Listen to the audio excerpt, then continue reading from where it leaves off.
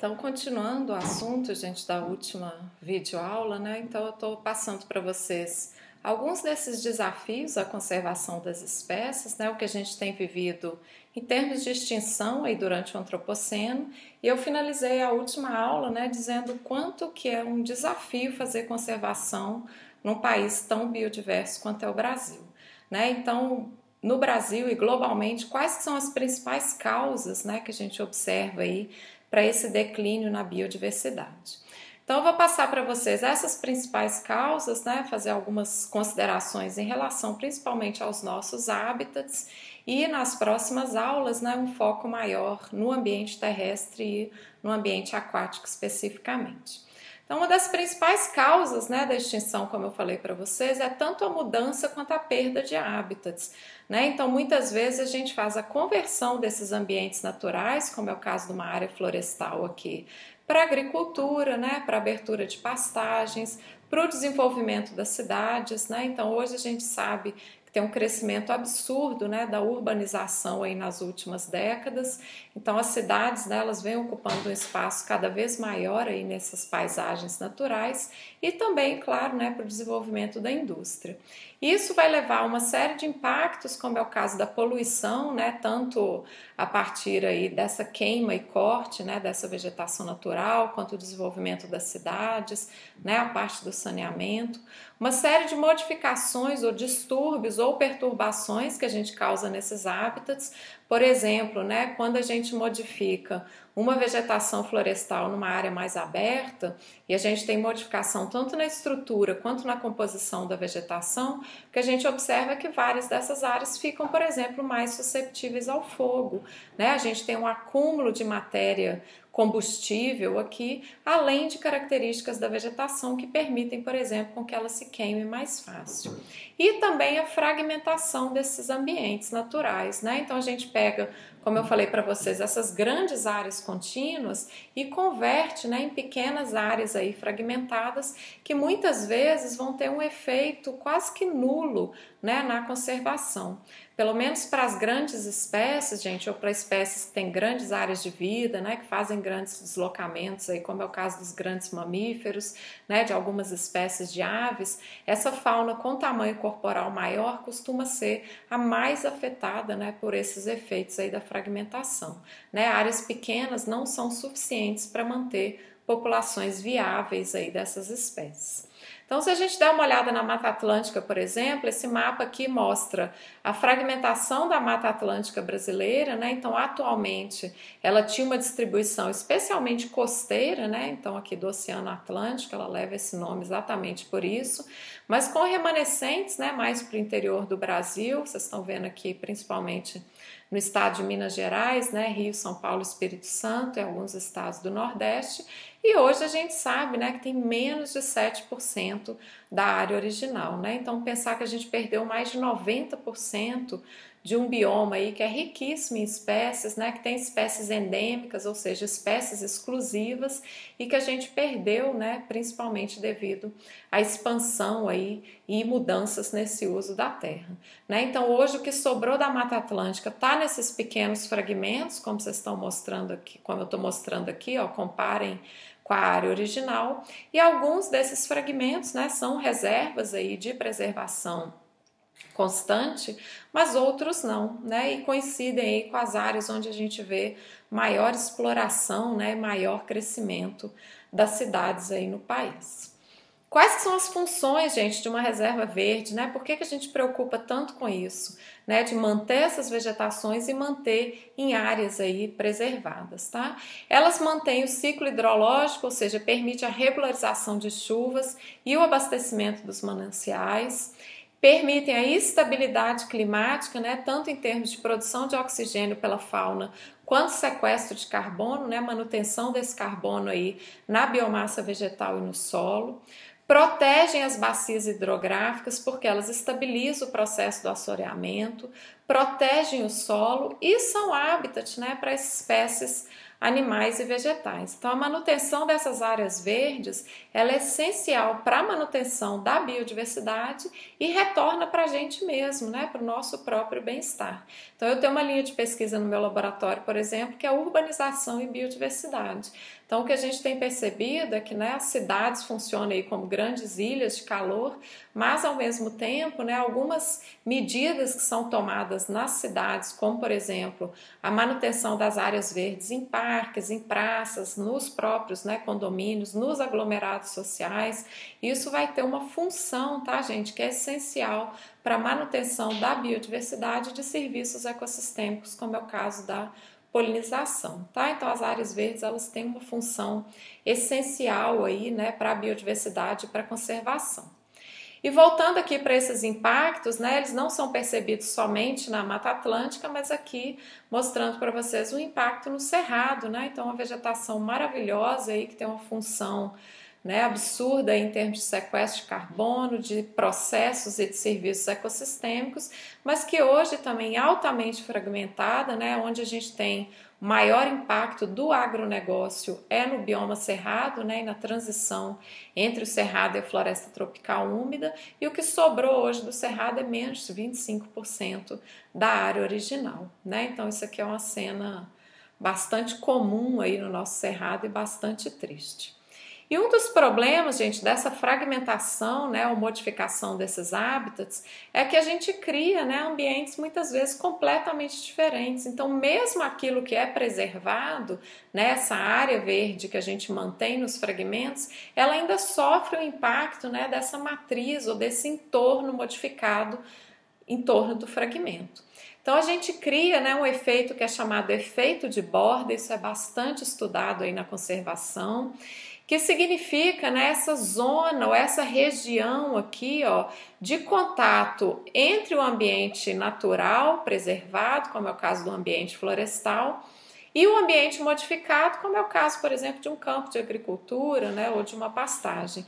Então a gente, né, muitas vezes faz a preservação desses ambientes, o Código Florestal nos exige, né, uma porcentagem aí de área verde que deve ser mantida, mas não significa que essa porcentagem está toda intacta, né? Então tem uma grande área aí desses fragmentos que sofrem, né, esse chamado efeito da borda. O que significa isso? Isso aqui é um ambiente completamente diferente, né, do ambiente lá do interior da floresta. E muitas vezes é chamado de ecótone aí, né, que é essa zona de contato e de transição entre dois ambientes diferentes, e a gente sabe que a vegetação da borda, a fauna da borda, as características, né, abióticas de luz, de precipitação, né, de umidade do solo são completamente diferentes, por exemplo, da floresta, tá? Eu só coloquei um adendo aqui, gente, que as bordas nem sempre são prejudiciais a todas as espécies, né? Tem alguns estudos mostrando que tem alguns organismos que se dão super bem na borda, tá? Algumas plantas florescem mais, né? Tem algumas espécies de ave que nidificam mais por ser um ambiente mais aberto, encontram mais recurso, tá? Mas no geral a gente tem um prejuízo aí para a biodiversidade por conta desse efeito de borda, tá? Trouxe para vocês um trabalho bem recente, saiu na semana passada aí na Science, né, Advances, mostrando, né, a importância da floresta intacta e o prejuízo que a gente tem na borda em termos de sequestro de carbono, tá? Então esse trabalho foi feito em regiões da Amazônia, ó, e o que eles mostraram? Na floresta madura, intacta, tá, gente, crescida, as plantas são mais altas, a gente tem plantas que chegam até, ó, 40 metros de altura. Na borda da floresta, a gente tem uma redução na altura das plantas, né? Então, plantas passam de um porte arbóreo por um porte mais arbustivo. E aqui, né, onde as áreas onde a gente tem modificado mesmo, onde a gente observa o desmatamento, a gente tem plantas basicamente com a cobertura herbácea, né? A gente perde inclusive os arbustos. E isso, né, é uma informação tão simples aí, em termos de altura e a cara da vegetação, e o que esse trabalho mostrou é que a gente tem uma perda, né, de carbono que é sequestrado influenciado por essas plantas. Ou seja, na borda florestal, que está em torno até 120 metros da floresta, gente, teve uma época que o pessoal considerava a borda algo em torno de 50 metros, né, da floresta. Hoje a gente tem expandido, né, essa ideia da borda para até 120 metros, que é o caso desse trabalho. Tem uma perda, tá, de 947 milhões de toneladas de carbono nessa região. Ou seja, as plantas no interior da floresta são mais altas, tá? Tem condição de estocar mais carbono na forma de biomassa aí. A gente tem ciclagem de nutrientes no solo. Quanto mais azul escuro aqui, maior é o estoque de carbono. Na borda florestal, né, até nesses 120 metros aí, a gente tem uma perda desse estoque de carbono. Tem uma maior mortalidade das árvores, tem uma maior presença do fogo, né, tanto atingindo naturalmente quanto, né, incidentalmente aí essas populações de plantas, com modificações, gente, na cara da vegetação, e nesses locais onde a gente já impôs agricultura e pecuária, onde a gente tem um menor estoque de carbono. Né? Então a gente precisa prestar atenção nos impactos aí desse desmatamento, né, em termos de um processo ecossistêmico essencial, que é a manutenção aí do carbono na forma de biomassa. E esse uso da terra, gente, modificar, né, criar esses fragmentos, esse efeito de borda, levou ao desenvolvimento, né, ou tem uma teoria aí associada a isso, que é chamada Teoria da Biogeografia de Ilhas. Isso é uma teoria ecológica, foi proposta por esses dois pesquisadores aqui lá na década de 60, né, e a gente ainda vê o quanto que essa teoria é atual. O que é que a teoria da biogeografia de ilhas propôs? Ela estudou aspectos básicos, tá, da riqueza, da diversidade, como é que as espécies migram, né, em diferentes ilhas. Mas o que é ilha, né? É só uma parte de terra cercada por água, ou hoje a gente tem fragmentado e modificado esse ambiente de forma a criar essas ilhas não verdadeiras aí, né, principalmente de modificação da vegetação.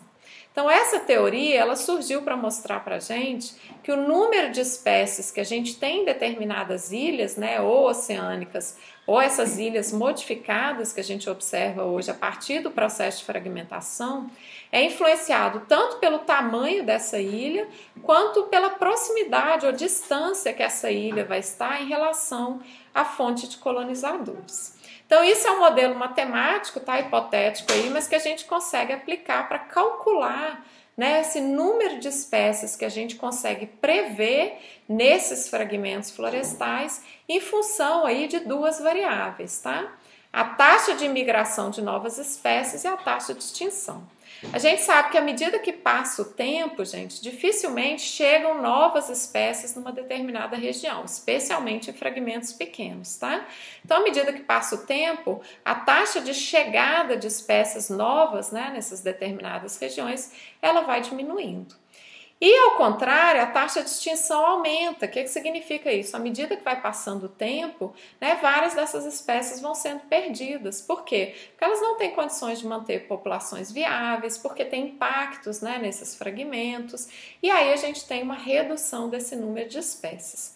Se a gente cruzar essas duas curvas, a gente tem a chamada de riqueza de espécies no equilíbrio, né, num determinado tempo. Isso é representado pelo S-chapéu aqui, gente, que é um balanço entre a chegada e a perda de espécies, né? Então a gente conseguiria calcular nessas ilhas artificiais, ó, então um grande fragmento aqui no meio de uma paisagem, né? Aqui tem uma fonte de colonizadores, ó, uma área maior. Muitas vezes essas paisagens, né, esses fragmentos estão completamente isolados, como é o caso desses aqui. Muitas vezes estão ligados por corredores ecológicos, né, que às vezes acompanham cursos d'água, e às vezes são corredores feitos, né, para ligar esses fragmentos. E a gente sabe que tem toda uma dinâmica associada a isso aqui, que é o que a gente chama, né, de ilha ou fragmento de vegetação, tá? Então essa teoria é bem legal porque ela permite a gente a pensar, por exemplo, que o tamanho da ilha faz uma diferença na chegada de espécies, a distância que essa ilha está de uma determinada fonte de colonizadores, né, áreas maiores aí onde essas espécies estão presentes, vai influenciar o número de espécies. Então se eu pegar dois fragmentos, por exemplo, um pequeno e um grande, mas os dois estão a uma mesma distância da fonte de colonizadores, a gente sabe, por exemplo, que eu provavelmente vou ter mais espécies nesse fragmento maior. tá? Se a gente tiver dois fragmentos do mesmo tamanho, pequenos aqui no caso, mas a diferentes distâncias da fonte de colonizadores, esse aqui provavelmente tem mais chance de ter mais espécies, tá? Porque ele está mais próximo, né? Então a gente consegue combinar essas coisas, ó, imigração e extinção e a distância e o tamanho, tá?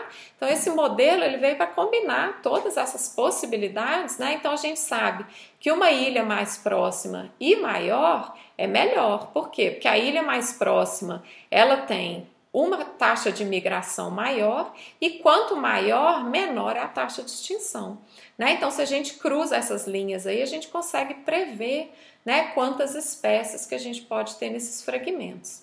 E por que isso é importante, gente? Porque ajuda a gente a pensar, né, em termos de conservação, como fazer o desenho ou design de reservas naturais.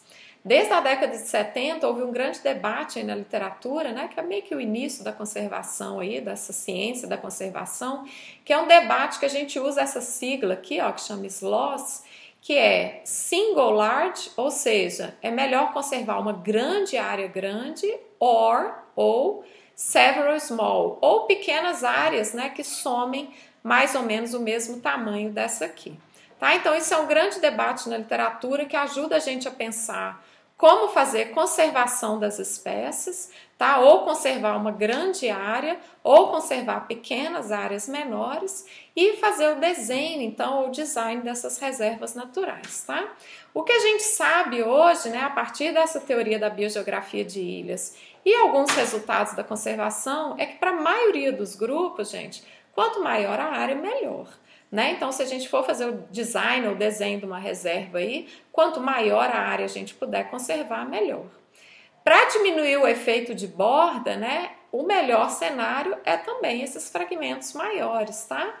Por quê? Porque esses pequenos fragmentos, né, que somam essa mesma área, ó, eles estão sujeitos ao maior efeito da borda, né? Então a gente sabe, né, que esses pequenos fragmentos aqui, ó, a borda deles é completamente diferente do interior. Então, quanto menor o fragmento, maior é esse impacto da borda, tá?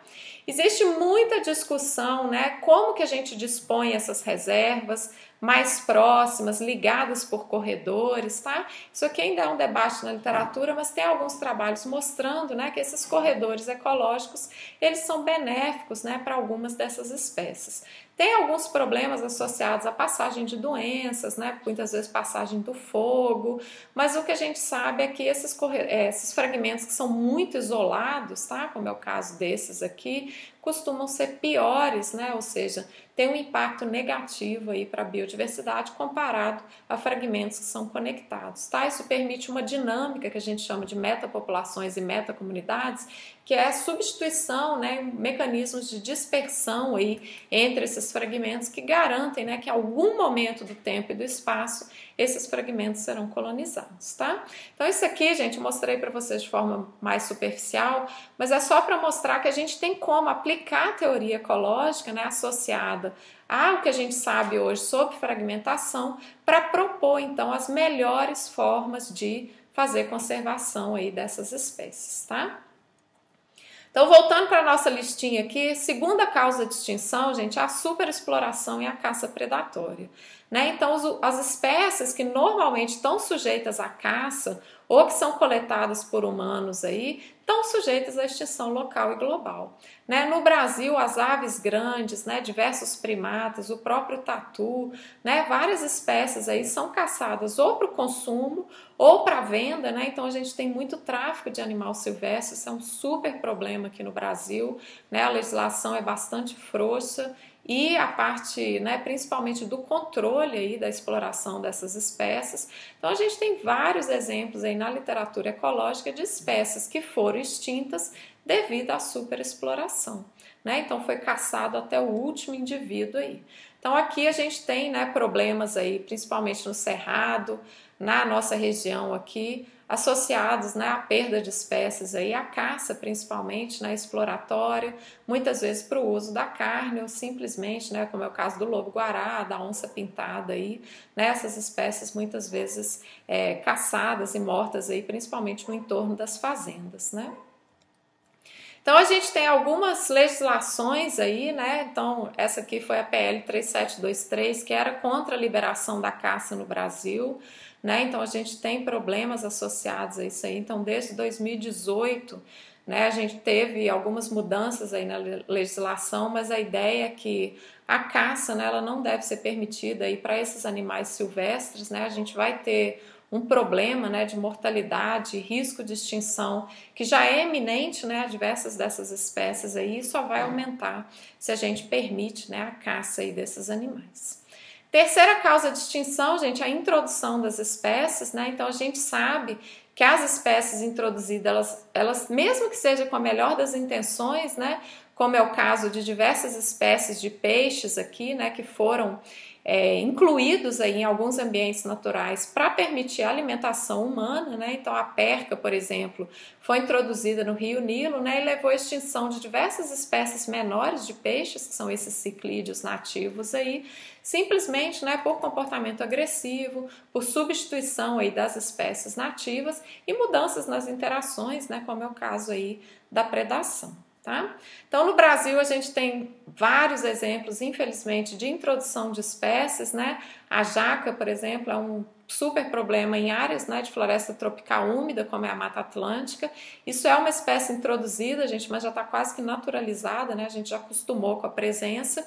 E hoje, o que os pesquisadores têm visto é que funciona como um super recurso para diversas espécies, né, de pequenos primatas, né, os macacos aqui do Novo Mundo. E com isso, assim, a retirada, né, ou a remoção dessa espécie de algumas áreas de Mata Atlântica, ela pode trazer, né, um certo prejuízo. Então, às vezes, fazer manejo e conservação das espécies é como se fosse um quebra-cabeça, tá, gente? A gente precisa adicionar umas peças, tirar outras, mas, na verdade, assim, a gente precisa entender a interação, né, ao longo do tempo aí dessas espécies, tá?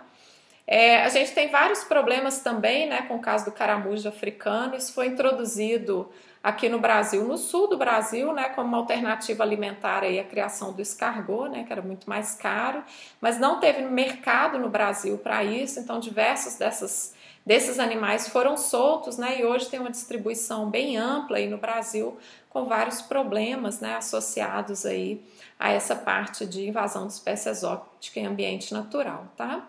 E o javali, né, um outro bom exemplo também, foi introduzido aí principalmente, né, para a ideia de criar o java-porco, né, para exploração da carne aí, mas esses animais, né, eles estão hoje na maioria das reservas, é um grande problema aqui na Serra da Mantiqueira, gente, na região de Minas e do Rio aí, próximo ao Parque do Itatiaia, e esses animais, né, além deles fazerem o pisoteio aí de diversas espécies nativas, né, impedindo, por exemplo, a recuperação de algumas áreas de floresta. Eles também têm substituído, né, outros mamíferos nativos, aí, como é o caso dos catetos e das queixadas. Então a gente vê uma série de problemas, né, associados a essas espécies exóticas. Aqui são só alguns exemplos, né? A gente tem mais o mexilhão dourado, diversas espécies aí no ambiente aquático. Depois vou trazer um pouco mais de informação aí para vocês.